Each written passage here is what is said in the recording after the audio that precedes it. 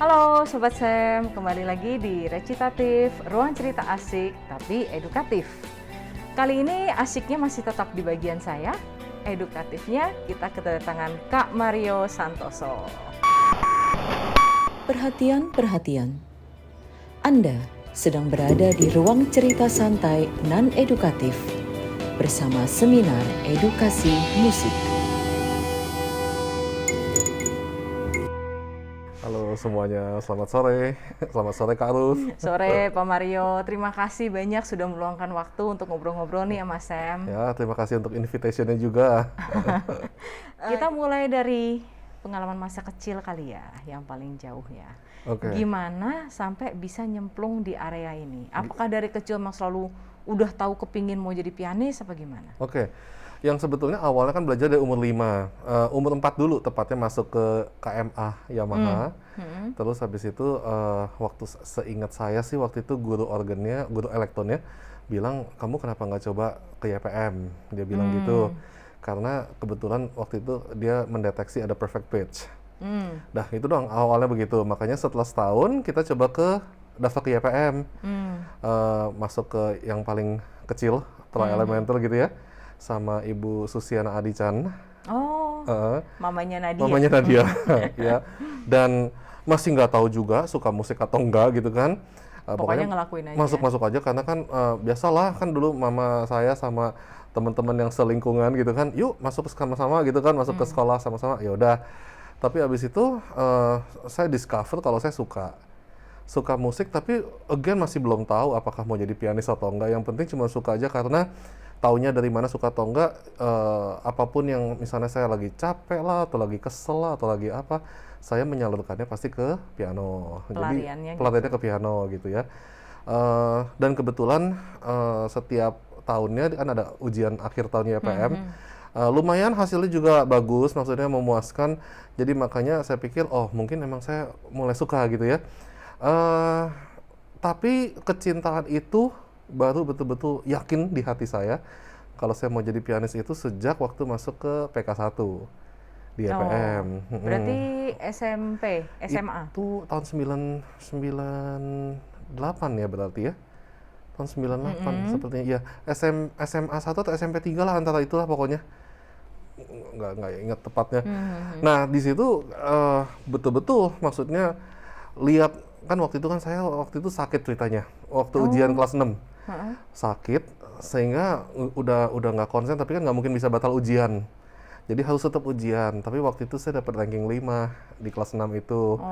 Nah waktu itu kan rumor mengatakan bahwa nggak mungkin lah bisa ke Ibu Irafati kalau misalnya tidak yang ranking 1, 2, 3.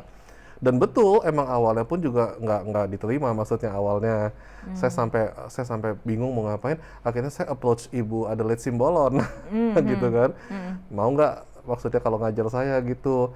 Tapi dia memperjuangkan, sama Ibu Susiana juga memperjuangkan untuk sama Tante Ira tetap pada saat itu. Dan akhirnya oke sama dia. Nah baru belum pernah dengar dia main, cuma melihat sosoknya aja, hanya melihat bagaimana passionnya dia ngomong mengenai music, mengenai sound, mengenai karakter dalam bermusik. Wah itu aja udah langsung membuat saya oke, that's it. Jadi mulainya di situlah gimana gitu ya. Dan of course kan selama 3-4 tahun nggak selesai PKG juga sih. 3,5 tahun berarti ya. Tapi udah masuk PKG? Udah masuk PKG sampai Desember. Iya, singkat kata pokoknya kan itu di situ menyenangkan ya, maksudnya environment-nya. Karena waktu itu kan Tante punya murid 30-an orang kira-kira. Dan ya sering ya tiap minggu ya, pasti masih ingat juga kan ya, kita rap kelas apa gitu ya. Jadi hidup di dunia environment seperti itu, melihat teman-teman yang seumuran kurang lebih juga keren-keren mainnya gitu kan. Lalu seringkali ini bukannya cuma formalitas, tapi emang beneran maksudnya Tante spend waktu ke setiap anak berapa lama gitu loh di rap class gitu kan. Yang namanya rap class kok bisa sampai jam 10 malam soalnya kayak gitu. Jadi itu saya lihat gitu, maksudnya betapa dalam kecintaannya, passionnya, energinya yang nggak ada habisnya gitu. Dan saya pikir, aduh saya juga kepingin maksudnya kayak begini gitu. Apalagi setelah melihat dia pertama kali main as in the recital ya maksudnya ya. itu nggak inget, tapi waktu itu saya ingat banget tahun 99 waktu yang ada Chopin Festival tuh di GKJ. Dia kan terakhir main Grand Polonaise waktu itu. Waktu itu saya main Sonata nomor 2 movement satunya. Oke. Wah saya langsung gila sih ini. Aku pokoknya udah tahu lah, pokoknya udah pasti. Jadi semakin lama semakin pasti. Iya. Walaupun pertama kali maksudnya begitu lihat dia di SMP 3-an itu berarti udah tahu juga gitu kan maksudnya mau ke sana. Tapi makin mantep lah. Makin mantep banget ya. Jadi begitu. Saya cuman maksudnya merasa bahwa kecintaan akan bunyi, kecintaan akan suara dan kecintaan akan musiknya sendiri gitu tuh ditumbuhkannya sama beliau. Dan maka itu saya udah yakin sekali sampai saking udah pastinya saya sampai di SMA waktu itu juga males-malesan gitu ya. Iya. Benar-benar udah nggak niat gitu, udah nggak niat sekolah yang sebetulnya. Mama saya sampai dipanggil waktu kelas 1, kelas 2 SMA 2 kali tuh dipanggil. Maksudnya ini gimana ya Bu, apakah dinaikin ke kelas 2 nggak ya? Saya ingat banget tuh kalimat. Terus waktu kelas 2 pun juga begitu. Ini saya bingung Bu, karena rekomendasinya untuk ke IPA nggak bisa, karena fisika 4, kimia 4 di rapot. Tapi Jangan ditiru ya. Tapi masuk ke IPS juga nggak bisa. Kenapa? Karena matematika ekonomi jelek, akuntansi 4 juga seingat saya. Jadi saya, aduh. IPS hafalan semua juga kan, kalau nggak rajin susah juga. Orang mungkin nggak ada yang percaya gitu ya, maksudnya cerita ini. Karena kan orang suka mikir kalau saya ngajar sejarah musik apa dan sebagainya gitu ya. Tapi that's the truth gitu loh maksudnya. Ya. Lalu abis itu sempet saya belajar sama Pak Sutelno Sutikno. Ya, cuman 7 bulan, tapi itu another pengalaman yang sangat berkesan. Di mana Pak Tikno itu ngajarin saya, basically selama 7 bulan dia fokus sama saya sama satu hal saja, yaitu bagaimana membuat warna suara sebanyak-banyaknya di piano. Nah, jadi saya baru pertama kali kalau sama Tante Ira saya belajar banyak bagaimana karakter building ya dalam suatu musik gitu. Tapi kalau sama Pak Tikno saya belajar mengenai tone color, mengenai membuat atmosfer yang begitu indahnya gitu. Saya pikir itu juga another 7 bulan yang berkesan dari bulan Januari sampai Juli tahun 2000 gitu. Nah, jadi abis itu saya waktu itu saya juga masih bingung mau kuliah musik tapi nggak tahu kemana gitu kan. Dulu kan payah banget teknologi, masih payah, internet susah gitu kan. Betul. Jadi sehingga saya sama papa saya coba aja iseng-iseng aja cari deh, kita juga nggak tahu sekolah yang bagus bahkan apaan gitu ya. Waktu itu referensinya ya cuma satu, Peabody. Karena Tante Ira kan dari Peabody gitu kan. Jadi kita juga coba ke sana gitu. Bahkan kita audition ke Taiwan. Waktu itu Peabody datang ke Taipei soalnya. Tapi selain itu kan sekolah besar gitu ya. Waktu itu saya juga sadar diri lah, kemampuan juga nggak seberapa. Jadi makanya kita juga daftar ke tempat yang lain. Jadi kita coba search di internet yang kronologis abjad aja. A dan B ya udah Abilene gitu kan. Iya. Oh, kok menarik ya, Abilene Christian University. Terus kita lihat isinya apa, bagaimana dan sebagainya. Saya suka sama lingkungannya kalau berdasarkan internet doang gitu kan. Ya udah coba aja kirim video audition ke sana. Tadinya saya juga udah daftar ke BINUS, udah daftar ke Atmajaya juga. Jurusan? Kalau ke BINUS waktu itu zaman tahun 2000 itu, semua anak-anak SMA di sekolah saya Sang Timur itu pada ngambilnya KA, komputer akuntansi. Walaupun I hate akuntansi, kan nilainya 4 gitu ya. Cuman ya sudah, habis saya juga nggak tahu mau kuliah apaan gitu kan. Saya juga udah daftar di UPH waktu itu. Cuma kan UPH juga baru buka gitu kan. Jadi musik. Tahun 2000 bukan bukanya. Jadi saya pikir wah belum ada alumninya, belum ada apa aja kan, saya juga masih agak bingung lah gitu ya. Jadi BINUS akuntansi, Atmajaya psikologi. Wah untung tapi maksudnya nggak ke sana karena 1-2 minggu kemudian, nggak ingat tepatnya, dikabarin dapat beasiswa penuh dari Abilene. Nah jadi makanya saya ke sana gitu kan. Nah saya ke sana terus habis itu saya kuliah di sana 4 tahun. Saya yakin banget pokoknya semua guru-guru saya selama total 9 tahun saya kuliah berarti di US ya. Wonderful people, benar-benar orang yang membuka segala-gala pengertian akan bermusik lah. Apalagi kalau waktu S1 sih guru saya nice person banget ya. Jadi artinya maksudnya nice artinya apa yang saya mainkan ya kebanyakan oke lah. Maksudnya dia memuji saya apa dan sebagainya. Sampai saya yakin kalau gitu udah selesai lah, setelah selesai S1 mau ngapain lagi gitu kan. Saya sampai pulang ke Indonesia waktu itu apply ke SPH Sentul. Oh, mau ngajar. Buat ngajar. Udah diterima, udah ditawarin kerja, bahkan gajinya pun juga oke pada waktu itu. Ditugaskan menjadi koordinator musik. Koordinator musik the whole SPH maksudnya. Terus habis itu saya juga sempat juga udah apply maksudnya untuk kerja di UPH gitu pada saat itu. Cuman habis itu akhirnya mama saya bilang enggak lah, pokoknya mesti tetap lanjut S2 dulu. Nah, waktu saya S2 itu berarti ke Indiana University ya. Itu ada jeda setahun atau nggak? Enggak, langsung berarti ya. Oke. Cuman summernya tuh kan Sempat pulang lulusnya kan bulan Mei, saya pulang bulan Mei. Indiana mulainya Agustus, udah diterima kan statusnya. Cuman summernya itu walaupun udah diterima, tapi saya masih bingung. Apakah betul-betul mau nggak ya gitu kan? Kayaknya enakan di rumah aja gitu kan. Ya, terus akhirnya pergi, nah ketemulah sama ini satu profesor yang menurut saya the first one yang buka segala-galanya, yaitu Arnaldo Cohen. Di mana waktu itu dia belum dikenal sama sekali di Amerika namanya. Itu kan tahun 2004.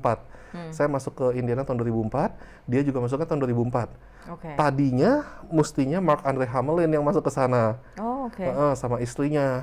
Tapi nggak tahu, dengar-dengar rumornya pokoknya nggak boleh kalau misalnya suami istri pokoknya di satu tempat lah gitu. Jadi makanya akhirnya kalau di Indiana, mungkin di tempat lain boleh ya. Makanya digantikan sama Arnaldo Cohen sama Andre Watts waktu itu yang datang ke Indiana gitu kan. Kalau Andre Watts ya big name. Saya begitu dengar setahun sebelumnya ada kabar itu, makanya kenapa saya apply Indiana gitu kan. Padahal saya juga udah diterima di Eastman mestinya. Cuma saya akhirnya pilih Indiana kenapa? Karena saya pengen belajar sama beliau. Nah, waktu saya datang ke Indiana ya saya mendarat di Bloomington. Habis itu saya ngomong sama head piano departmentnya, Evelyn Blancard namanya. Lalu habis itu ngomong-ngomong saya tanya, saya masih di daftarnya Andre Watts kan maksudnya untuk piano lessonnya. Studionya. Dia bilang yes betul katanya. Oh cuman saya kayaknya lupa kasih tahu kamu sesuatu katanya. Oh apa tuh? Dia datangnya cuma sebulan sekali ke sini.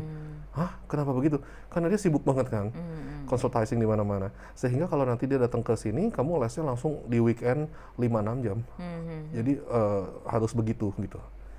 Wah saya pikir enggak lah ya, masa kalau kayak gitu caranya saya nggak merasa bisa berkembang dengan baik kan.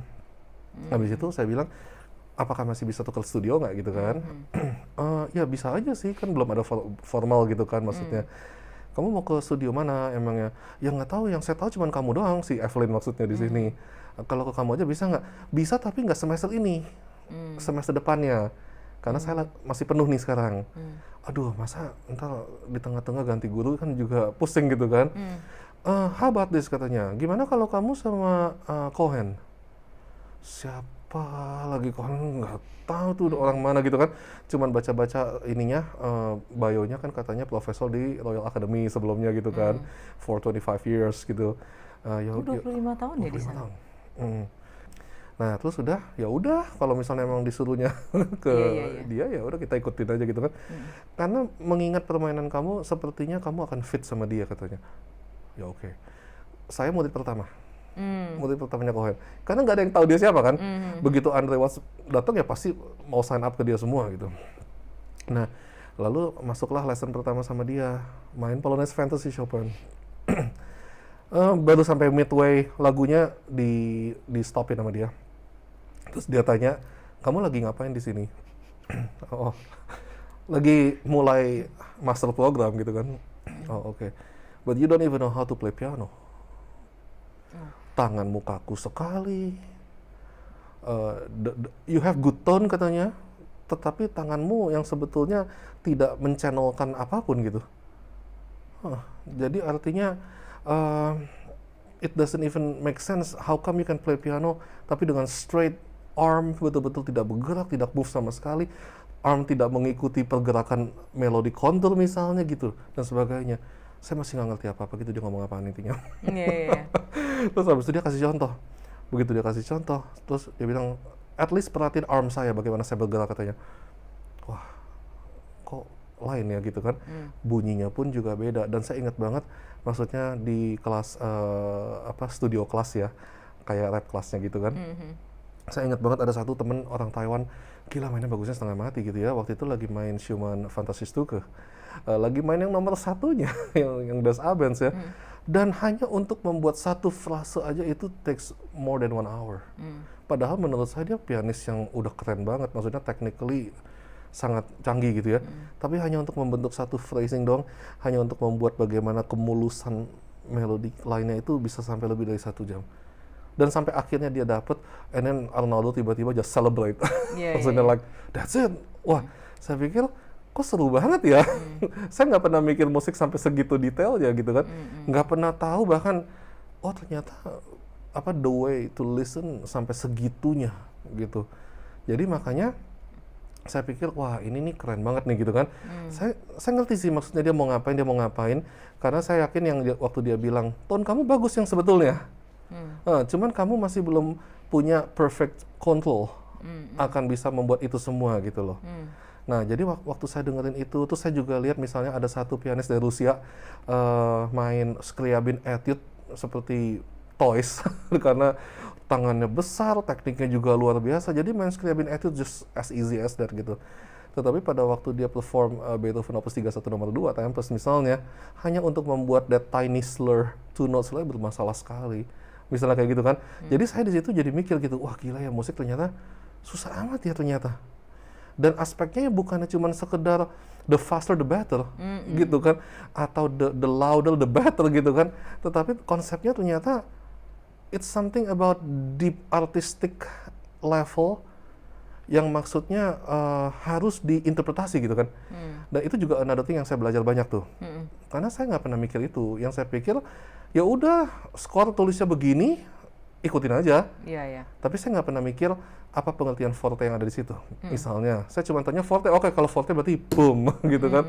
Kalau misalnya piano kecil, kalau misalnya agitato ya gimana gitu kan. Nah sekarang begitu ditanya, agitato itu apa artinya buat kamu?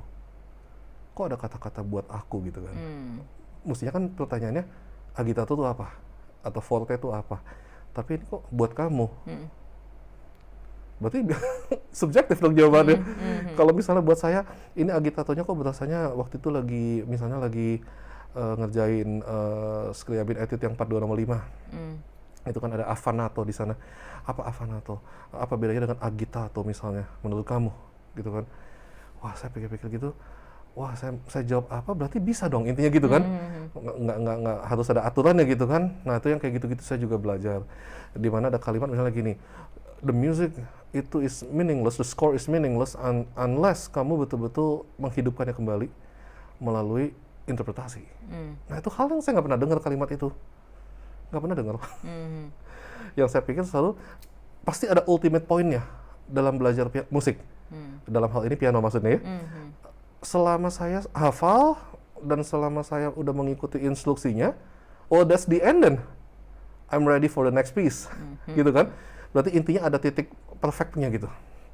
Nah, sampai pada waktu dia bilang begini, misalnya ada kalimat begini juga. Di musik ini kan sesuatu yang abstrak, kamu sadar nggak katanya? Abstraknya kenapa aku tanya? Loh, emang kamu tahu Beethoven maunya apa? Exactnya gitu. Ya enggak lah, mana mungkin saya bisa tahu ya kan? Kau pernah dengar recording dia? Kau pernah minum kopi sama dia? Ya enggak gitu kan. Menurut kamu saya pernah minum kopi sama Beethoven? Katanya Arnaldo gitu ya. Ya enggak lah. Kamu pikir saya pernah mimpi dia? Enggak juga. Jadi saya kalau ngajarin kamu itu, yang saya ajarin itu adalah apa yang Beethoven mau atau apa yang saya pikir Beethoven mau ke kamu. Nah, itu kayak gitu-gitu another thing yang saya nggak ngerti pada saat itu gitu. Jadi itu yang intinya semua personal touch ya, yang mana ada identitas unik dari setiap pianis kali. Yes, karena habis itu ada kalimat berikutnya dari dia nih. Ingat ya katanya Mario, untuk menjadi successful musician, you need to have your personal stamp. Bukan yang artinya you can do whatever you like. Kamu harus tahu dulu rules-nya, maksudnya apa yang tertulis di score dan sebagainya, kamu harus tahu, kamu harus pelajari dengan seksama. Tetapi it's not the end. It's just the beginning of the music. Nah, sisanya apa? Gitu kan? Sisanya apa setelah kamu mempelajari itu semua kalau it's not the end? Sisanya adalah bagaimana kamu menginterpretasi itu supaya musik itu hidup menurut perspektif kacamata kamu. Nah, jadi selama saya belajar sama dia tuh yang ditekankan sama dia adalah apa artinya being original? Apa artinya authenticity? Wah, kalau ngomong authenticity sama dia mati deh. Dengan aksennya yang begitu tegas gitu ya. Authenticity itu atau originality itu bukannya pada saat kamu successfully execute itu semua katanya. Tapi yang namanya authenticity itu adalah pada saat kamu betul-betul mengerti apa yang kamu mau, apa yang kamu pikir, not hitam itu lagi mau ngomong apa menurut kamu. Jadi kamu harus betul-betul menghidupkannya itu semua. Bukannya kamu create karena sudah di-create kan sama komposernya, tapi kamu harus recreate itu semua not-notnya. Kamu harus improvise, kamu harus recompose musiknya. Nggak usah dikompos kan udah dikompos, tapi recompose artinya apa? Itu kan not nggak mungkin bisa bilang bahwa misalnya apa ya, ada not ada chord C minor misalnya, lalu voice yang paling atas misalnya sol, anggap aja. Emang sol itu ada tulisannya begini misalnya. Not ini not ini melambangkan patah hati saya yang sangat dalam. Gak ada. Artinya apa? Mau komposer tulis instruksi sedetail apapun, tetap aja itu tidak bisa represent exactly the passion apa yang dia mau ngomong. Betul. Jadi artinya kamu yang harus kerjakan itu lagi. Nah, itu baru yang namanya being authentic dalam bermusik katanya. Nah, kalau misalnya yang kamu lakukan itu menurut kamu benar, kamu lakukan secara convincing. Jangan entar bingung lagi. Kalau kamu yakin itu adalah kebenaran menurut perspektif kamu, lakukan. Orang bisa suka, bisa enggak kan? Ada yang suka, ada yang enggak. Kalau yang suka, bagus. Tapi kalau andai kata enggak suka, ya sudah, nggak apa-apa juga. Karena yang namanya suatu performance itu tidak hanya melibatkan satu orang doang. Betul. Nggak hanya melibatkan si performernya doang. Dan tidak ada yang mutlak dalam musik. Yes, nah itu tapi kayak gitu-gitu saya nggak tahu. Nggak pernah ngerti konsepnya gitu kan. Makanya baru di pembelajaran sama dia nih yang betul-betul, wah kok ini banget filosofinya gitu kan. Komposer bisa mengatakan apapun yang dia ingin katakan. Performer juga bisa katakan apapun yang dia ingin katakan melalui interpretasi pribadinya. Audience juga bisa merasakan atau mengerti musik apapun yang dia mau. Jadi nggak mungkin kita bisa memuaskan every single person in that audience gitu maksudnya. Dan you're wasting time kalau misalnya kamu berusaha untuk mencari kebenaran yang paling sejati. Kenapa? Karena nggak mungkin kamu melakukan survei kan ke dia. Kamu nggak bisa WhatsApp komposernya maunya apa, gitu loh. Jadi kamu kan nggak pernah yakin apa yang dia suka, apa yang dia mau beneran gitu. Kita hanya bisa belajar sejarah, kita hanya bisa belajar style mungkin, kita hanya bisa menganalisis dengan berbagai macam terminologi teori untuk membantu kita memahami itu. Kita nggak pernah bisa mengerti 100 orang yang ada di audience itu perasaannya apa. Tapi yang bisa kita ngerti adalah diri kita sendiri.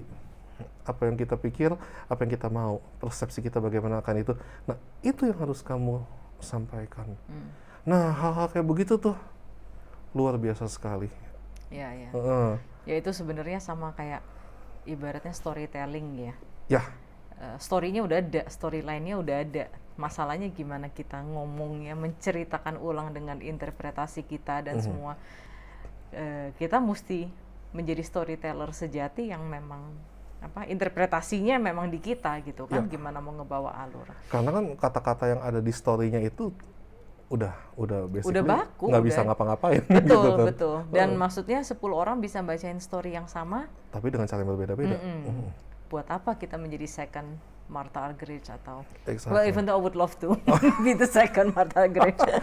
Tapi speaking about being first atau second ini, pernah dengar Horowitz punya remark ke Byron Janis ya? Nggak tahu. Pada saat dia bilang gini, coba deh sini sebentar, saya mau ngomong sama kamu, kan dia muridnya Horowitz ya. Kamu itu mau dikenal sebagai the first Janis atau mau dikenal sebagai the second Horowitz katanya. Iya. Nah itu waktu saya baca itu juga wah keren banget ya gitu kan maksudnya. Saya juga baca yang section mengenai Eduardus Salim kan, waktu dia sama Horowitz ya, sekitar 40 kali lesson kan dia. Dan Eduardus di situ kan cerita misalnya, setiap kali lesson seringkali saya nggak main apa-apa. Betul. Yang ada dia yang main, dan dia tanya saya, menurut kamu gimana permainan saya? Jadi kesannya kayak gue yang ngajar lu jadi gitu kan. Pertamanya saya juga bingung gitu. Kan maksudnya saya ngeles di situ gitu kan. Tapi akhirnya saya mengerti gitu. Maksudnya dia pingin saya untuk terkesima dulu dengan yang namanya sound, dengan yang namanya personality of the performer, dengan yang namanya berbagai macam personal touch, subjective interpretation. Karena itu yang paling penting gitu menurut Horowitz ya gitu ya. Daripada cuman sekedar kamu sukses memainkan apa yang ditulis. Nah pertanyaannya kan simple. Kita misalnya memainkan Mozart sonata sesuai dengan apa yang tertulis gitu ya. Nah sekarang pertanyaan yang paling awal dulu deh, piano yang dipakai kan sama Mozart sama piano yang kita pakai juga beda total. Mekanismenya beda, bunyinya beda, actionnya semua beda. Lah terus gimana kita mau imitate itu, gitu kan? Nah itu hal-hal kayak begitu. Jadi, nah terus kalau misalnya dari berdasarkan pengalaman lu ya kemarin, 9 tahun belajar itu, kan looking back kita bisa lihat, oh waktu itu awalnya sebenarnya gue nggak ngerti apa-apa nih, tapi terus begini, lalu abis itu stage kedua pas lu ketemu Arnaldo Cohen, oh ternyata ini yang terbuka lalu gini, tapi waktu lagi ngejalanin kan sebenarnya sama aja lost-nya. Maksudnya sama aja kayak ini apaan sih gitu kan. Maksudnya sekarang looking back baru ngerti. Nah, sekarang ini kan di UPH lu menghadapi mahasiswa-mahasiswa yang sama lost-nya dengan kita dulu gitu kan.